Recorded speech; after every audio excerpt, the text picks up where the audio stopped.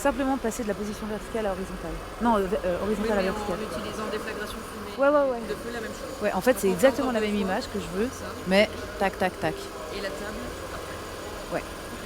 Et sinon, pourquoi pas, ça dépend de l'heure qu'il est en fait. Parce qu'on peut aussi très bien jouer la photographie verticale avec la table plus épaisse.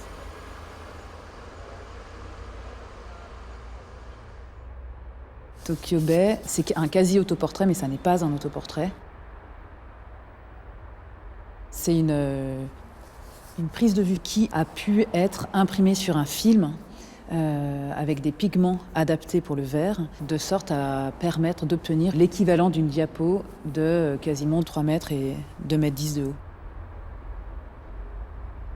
Tokyo Bay, en travaillant la transparence et en travaillant cette position d'œuvre située, me permettait de partir sur des prises de vue qui, du coup, étaient aussi importantes que le matériau sur lequel elles allaient pouvoir exister.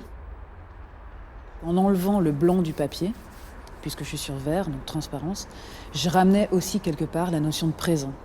Je ramenais aussi des photographies qui se devaient d'être atmosphériques et non plus avec une notion d'espace en elles, ce qui change énormément de choses par rapport à la valeur de l'image, par rapport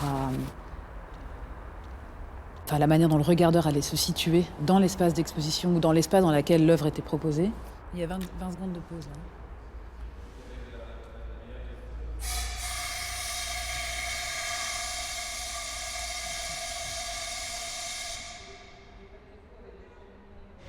3, 2, 1. 3, 2, 1. 3, 2, 1. Dans mon travail, il y a vraiment 2 phases. La première phase, c'est cette phase de prise de vue. Donc je vais, comme ça, partir, créer des prises de vue. Et ces prises de vue, c'est que des prises de vue latentes, des prises de vue à activer. Dans ma manière d'utiliser la photographie, de réutiliser les photographies, de les faire exister en fonction des installations, sous telle et telle forme, petit à petit, j'ai repris en photo ces installations-là. J'ai réutilisé des prises de vue ou des bouts de prises de vue, des parties de prises de vue que j'avais pu faire.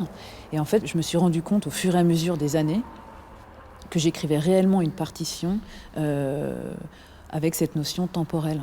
Du coup, je ne déploie pas mon travail uniquement dans l'espace, mais aussi de manière temporelle en réutilisant, en rejouant. Et j'ai comme ça créé tout un lexique qui me permet de jongler d'une image à une autre, d'une installation à une autre.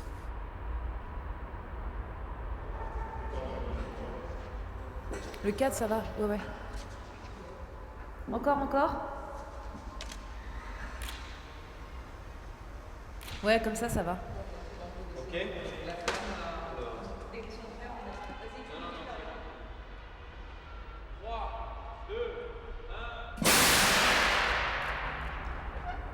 Quand je construis les expositions, j'ai toujours ce rapport au corps et au corps du regardeur. Et je travaille en fait sur la manière dont le regardeur va, au fur et à mesure du déplacement effectué dans l'espace d'exposition, va découvrir une image, ne plus avoir accès à une autre. Et je travaille énormément sur l'empan de lecture.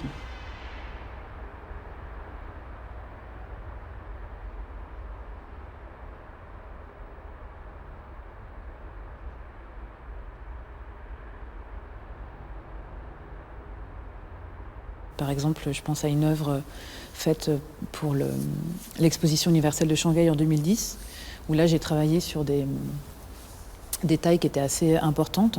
J'ai fait venir des tôles micro-perforées en acier que j'ai fait plier de sorte à ce qu'elles puissent tenir comme ça seules. Ce qui était intéressant, c'est qu'en fonction de la manière dont on se déplaçait, ça allait permettre d'avoir une totale transparence et donc de voir les images ou l'image en face, comme si on avait à peu près 10-15% d'angle de vision, devenir complètement opaque.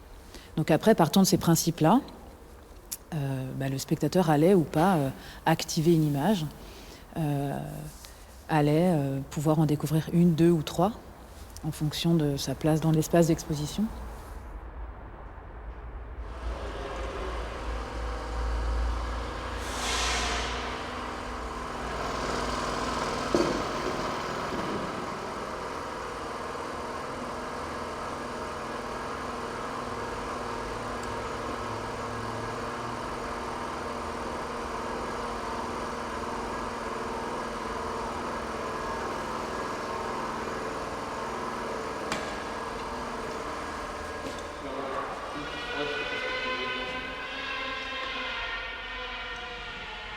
Attends, au dernier moment.